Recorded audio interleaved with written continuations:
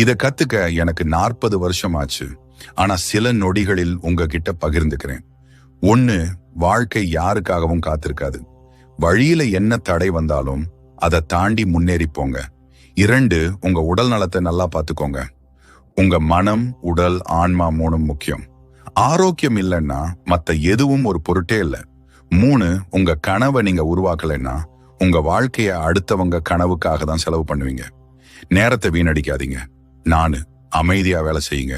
உங்க சந்தோஷத்தை தனிமையில கொண்டாடுங்க. உங்க வெற்றிகளை பொறாமை பார்வையிலிருந்து பத்திரமா பார்த்துக்கோங்க.